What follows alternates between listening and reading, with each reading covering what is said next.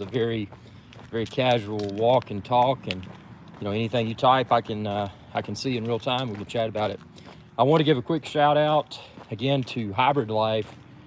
Last night's show from the studio, I felt was excellent. It was great having his expert opinions about a ton of stuff, and I felt that it was a really good show, and I'm glad that thanks again, Hybrid Life, for being able to tune in to last night's studio live show, and I hope to see you in upcoming live shows as well. And speaking of that, if you'd like to be a guest on upcoming live shows, shoot me a message, and the more the merrier. Use Skype. It's easy. You can join in from your smartphone with Skype or your computer with Skype, and it's just a good way to have a little bit of fun. So, but yeah, that was awesome having Hybrid Life last night. / appreciate it. Speaking of Hybrid Life, there's Hybrid Life right there. Yeah, man, that was cool. I like the studio live shows, and what was really cool, man, is that I think finally, with all the equipment in the studio, we didn't really have a lot of kinks and bugs. We had, when it started out, admittedly, I didn't have the camera on you, and I thought it was, but that was user error on my behalf. So the next time, whether it's you or a ton of people, I think the live show component will work really well. Yeah, we had a ton of engagement from the audience, and that was really cool, man. I mean, it's it's one of those deals where it's all about the people on the show, and your opinions were you stated your opinions for entertainment purposes only, in a way that was very entertaining, and it also prompted a lot of engagement from the audience, and that was super cool, man. I'm trying to think of something. I'm always open for any topic, and I think the economy and watch collecting and all of that. I mean, those are two pieces of subject matter that'll continue to appeal to everyone, I think. Well, not necessarily the wristwatch part, but the economy. I mean, even if you don't think that you're interested in the economy, in reality, everyone is affected by the economy. Therefore, they should have some sort of, at least a casual interest. They don't have to have the level of understanding that a lot of people on the big news networks portray themselves as having, but at least knowing that, well, now the cost of goods are going up, what might be causing that, and what can I do as an individual to thrive in an economy that's potentially about to fail. So yeah, it is interesting. And to kind of add to one of the talking points last night that I thought was really cool was the just the thing about people buying a house. Interest rates were temporarily low. People got into a bigger house than they could make the payment, but they didn't consider, well, okay, it's more square footage, so the heating and cooling bill is going to be more. Or, oh, well, this bigger house comes with a homeowners association. Now I've got to pay X hundred per month to have the grass mowed or to have the common areas groomed. Whatever that association may entail. There's a lot of hidden, well, not necessarily hidden, but there's a lot of charges that expenses that people don't necessarily take into account if they are purchasing a new home. So, just because the payment may be around the same as their smaller home, because potentially they purchased that smaller home during times when the interest rates were a lot higher. And of course, I'm talking about non-cash buyers. Cash buyers are a different animal. But people, like a lot of people that financed a home, let's say 20 years ago, and they never took the opportunity to refinance or didn't realize they may be able to, those people potentially would be looking at a house maybe double, if not more, the size, and be like, well, wow, this house I bought 20 years ago, I'm paying X amount per month. But because of the interest rates today, I could get a house 2 or 3 times as large, and they don't take into account all of the other potential expenses. So I think I'm fairly confident, and again, all of these comments are for entertainment purposes only, but I'm fairly confident that what we're going to see are all of these people, I mean, a ton of people that because of interest rate got into a home that's bigger than they can actually afford because of all the other expenses and just the overall inflation that's going on. Food's going up, gas is going up, everything's going up. So, you know, we're gonna see my assumption is that we're probably gonna see a flood of houses hit the market at a discounted price. And that's because these people got in and they're desperate to get out. You know, there's a difference when you're selling something and you can be patient. The Golden Majestic Flipper, run! I'm not gonna run yet because it would make the video too shaky, but I might here in a minute. But yeah, people that, you know, people that are desperate to get out of something because they're in a hole, you know, and every month that they're staying in that depreciating home, because ultimately the prices are probably going to plummet. So let's say hypothetically someone financed a $500,000 house at a great 30-year fixed interest rate. Well, that $500,000 house may be now a $300,000 house. And then the next month it could be a $290,000 house. You know, there could be a rapid price correction. So in essence, what's happened is that someone made the mistake getting too big of a home just because they thought they could afford the monthly payment. So then all these other factors come into play, and now they're in a situation, well, they got to get out. But if they don't get out quickly, you know, that asking price for that home is likely continuing to decrease. So what they financed hypothetically at $500,000, now they may only be able to sell that home for $280,000. So they're really putting themselves in a bad spot because they're having to exit out of the large home because they can't afford all the expenses that they didn't anticipate for the larger home. They didn't anticipate the continued inflation, which is driving up the cost of living, whether you're in a small home or a large home. So they're desperate to exit. And, you know, a desperate seller, you know, people that are sitting on a ton of cash, a desperate seller provides an opportunity for buyers, but desperate sellers, you know, they try to get out as quickly as they can, and inevitably they're probably getting out for a significant loss. So what may have seemed like a good idea for historically low interest rates that only existed for a short period of time, I mean, a few months, several years, that's still a short period of time in the lifespan of someone that, and in the scope, hiccups, in the scope of the number of years that someone's probably going to live in that residence. So yeah, I mean, there's been tons of mistakes, man. I mean, this is a wicked economy. Now there's opportunities, you know, people that saw it coming, and people that saw it coming and got in on an abundance of rental properties before the prices increased. People that bought a lot of rental properties, say 5-6 years ago, those people are probably doing really well because they're probably, they're bringing in rental income every month. And, you know, people are desperate to find places to live.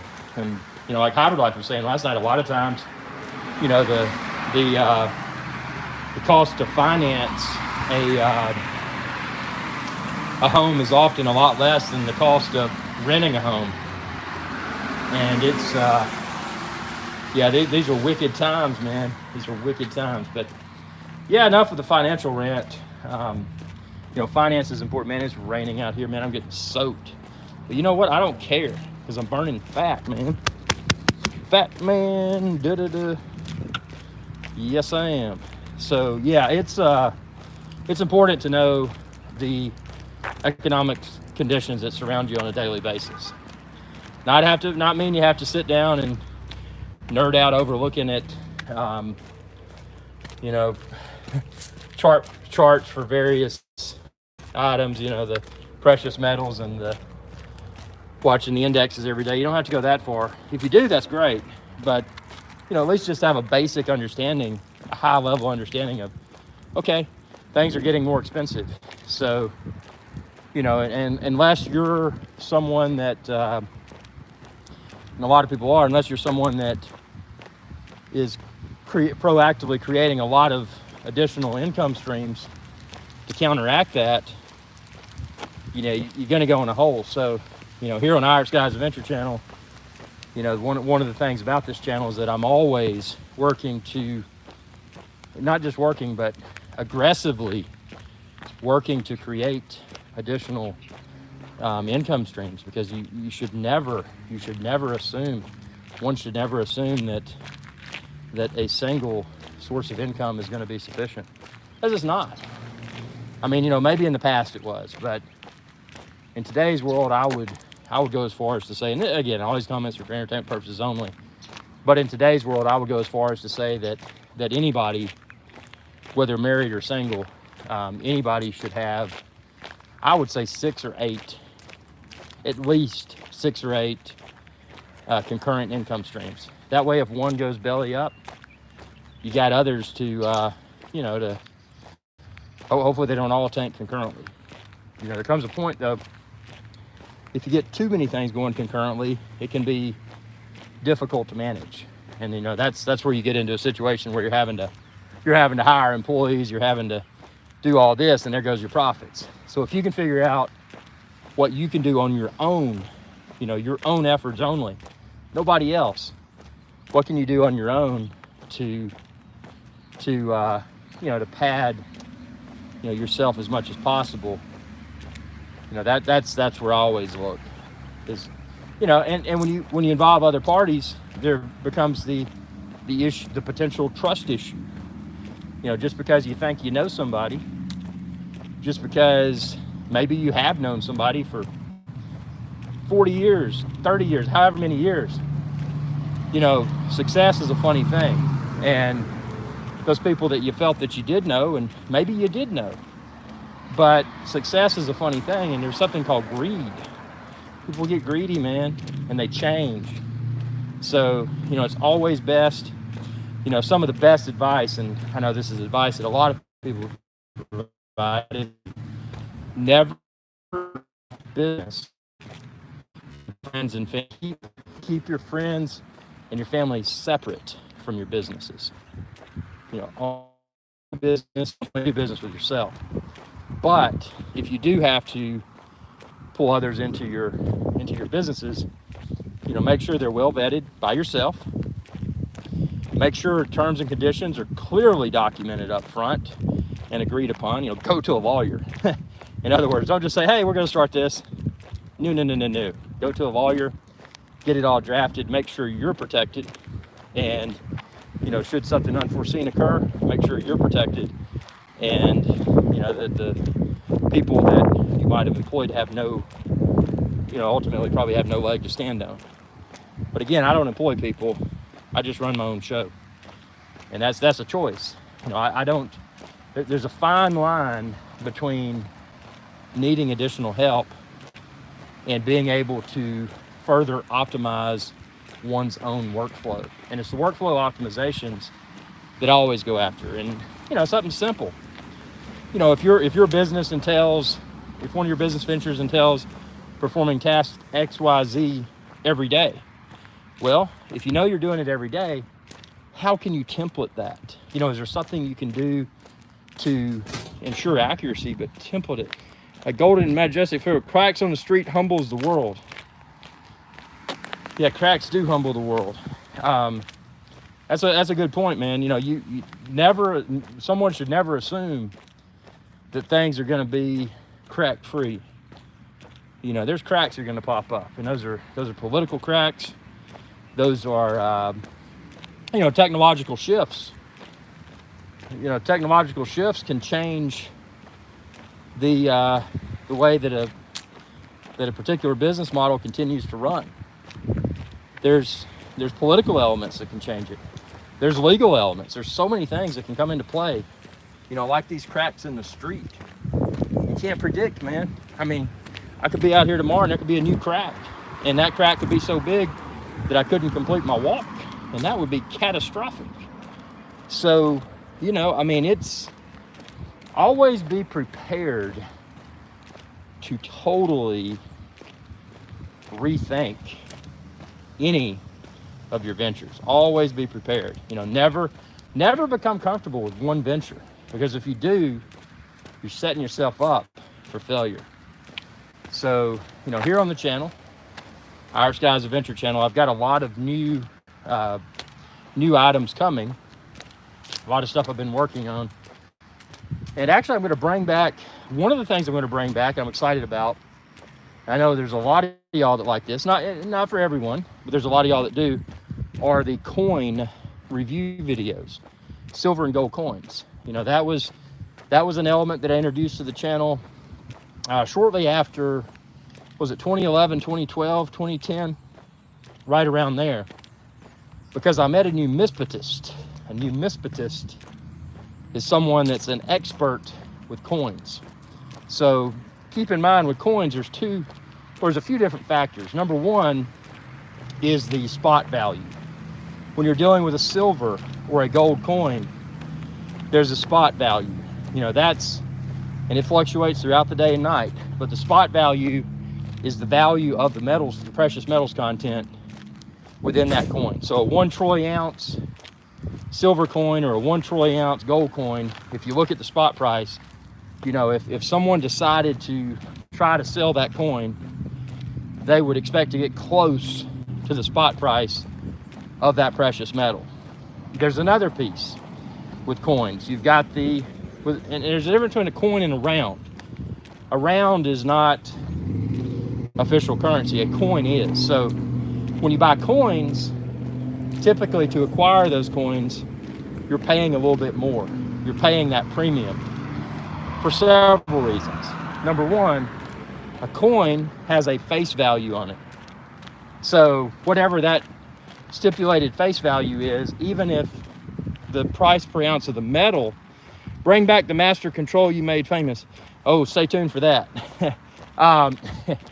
So yeah, whatever the face value is, even if the spot price of silver or gold dropped below that, which anything's possible, it probably won't, but as we know, anything is possible, that coin could still be redeemed for the face value.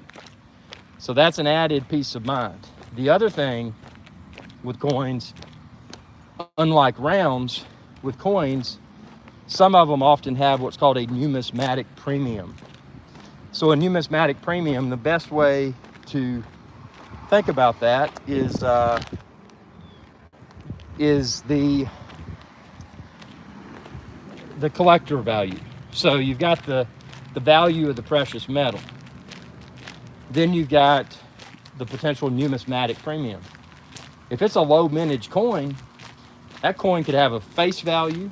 It could have, obviously it'll have the precious metals content, but because of the lower mintage, and keep in mind, just because something is minted in a lower quantity doesn't make it popular. But if it's a coin that people want, it's a popular coin, and it's a low mintage, there's a possibility there, if you're able to acquire those, that in the future, that numismatic premium.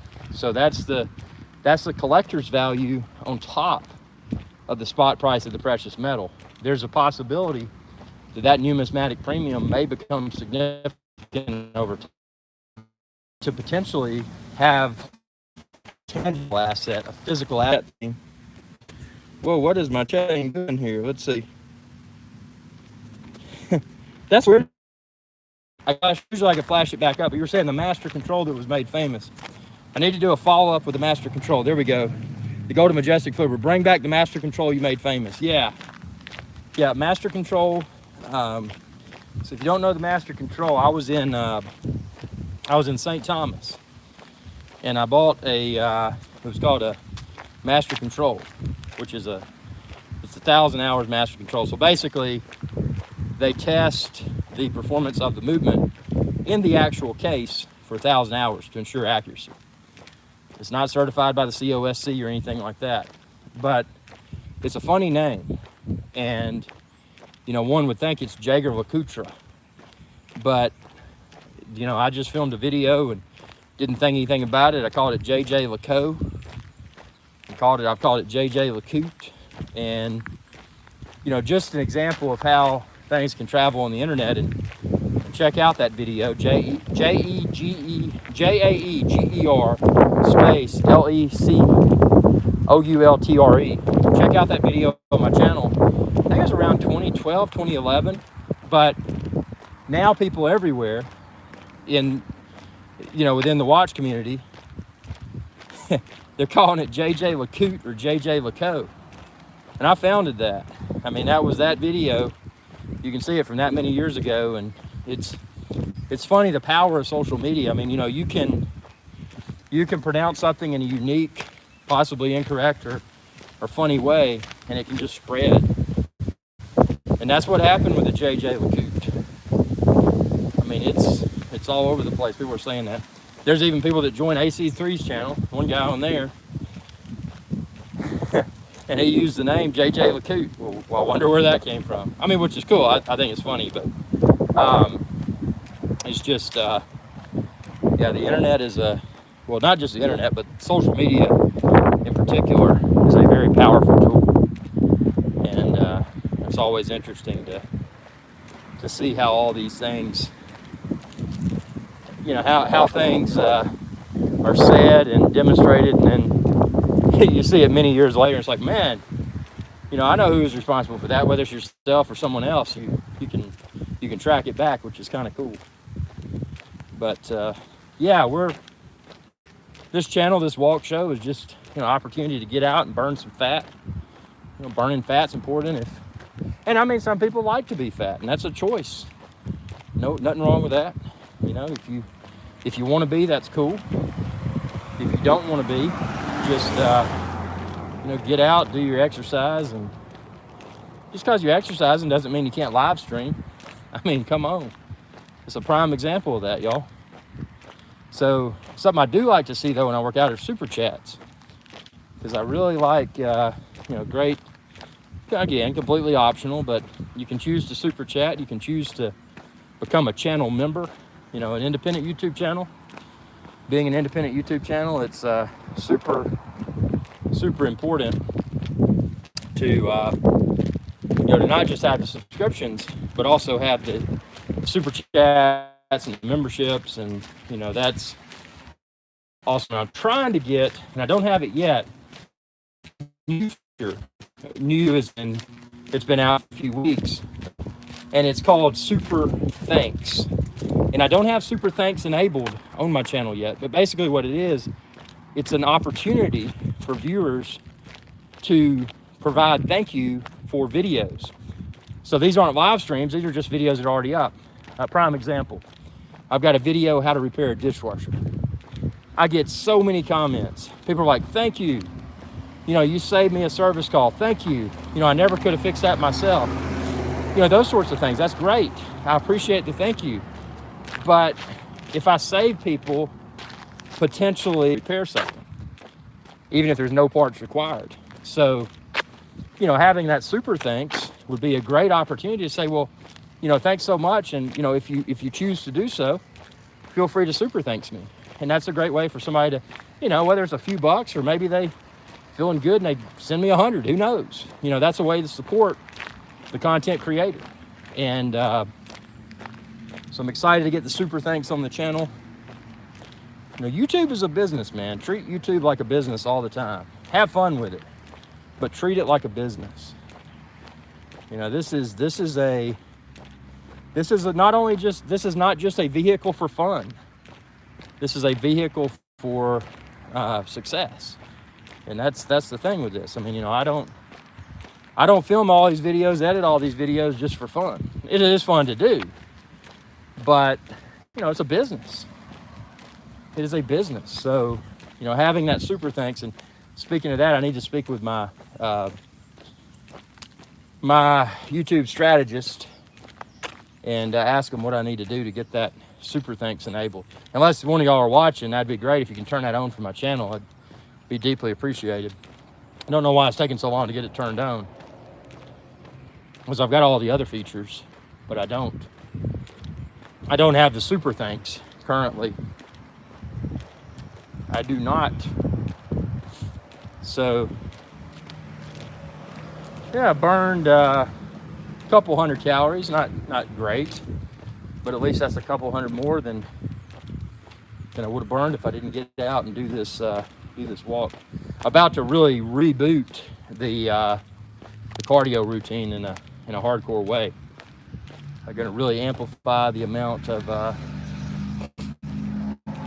daily cardio, and also just the diet. I mean, I like to eat good stuff, but if you plan ahead and you buy your meat, you buy your vegetables, and you plan for the week, it doesn't have to be a meal prep where you cook it all in one day. I'm not a fan of that. I like to cook it fresh, eat it fresh. Yeah, I'll take breakfast. You know, I'll eat leftovers for breakfast. That's great. But I don't want to eat something that I cooked a few days ago for a few days. Some people do, and that's fine. But yeah, just, doing proactively planning for meals. And, there's nothing wrong with a pizza on occasion, but, getting those quick meals just because they're quick and easy, it's actually really not that quick and easy. If you plan ahead and you have the ingredients, you know what you're going to cook. Just pull out your iPhone calendar and put in, okay, this is what I'm cooking this day. This is what I'm cooking that day. These are the ingredients I have. Don't use these ingredients because they're going to be used for this meal. Keep it simple, but it's so much healthier than, just picking up random food. It's if you eat good stuff and you work out too, you can achieve a lot better results versus eating a bunch of junk and working out. So, there's time and place for junk, but I like the real food, and that's just a personal dining decision. So a personal dietary decision, I guess I should say. But yeah, it's man, that is just poor right there. They just left. Olive oil is your friend. Yes, it is. I keep there's a little RJ45 jack out here. It's funny. Yeah, olive oil is, and I use olive oil for pretty much. I will use margarine or butter on occasion, but as far as like cooking fish, chicken, all of that in a skillet, I always use olive oil. Olive oil is so much better than butter, and it's got a great flavor, and you can pretty much cook with it in the same way that you do, that you utilize. I mean, I always preference that over butter, just because it is. I use this olive oil that I get from Amazon, and it's tasty, it's affordable, and it comes in a large container. So, and I'm able to use it for several weeks before I have to buy more olive oil, and that's always important. Because again, as we were talking about earlier, everything adds up. Every item, whether it's olive oil, butter, chicken tenders, sausage, bacon, it all adds up. So yeah, it is crazy. But yeah, I'm gonna do a video of that. That'll be an exciting video. Olive oil video. Yeah, got to get these super chats coming in, man. We're struggling today. I mean, again, it's not required, but it's always appreciated. Super chat. I tell you, he gets a lot of super chats, and that's Archibald Chesterfield III, AC3. He gets a ton of super chats. There's a website, it's called Playboard, and you can go to Playboard and you can type in a YouTube channel, and you can see the quantity, the dollar amount of super chats that a YouTube channel receives. And again, it's public information, but they put it all on this website called Playboard. And I mean, just check it out, man. I mean, he is rolling in the bucks from super chat during his live stream. So, you know, I've got to consult some more with AC3 and figure out, you know, I know one of the ways that he does it, and that's because he doesn't respond to viewers' questions unless they super chat. And that's cool for him. I wouldn't do that with my channel. But I know that's you know, it's just kind of an unofficial rule that he's placed you know, on his live stream, so that the people know that you know, they've got to do the super chat, or otherwise he's not going to respond to them.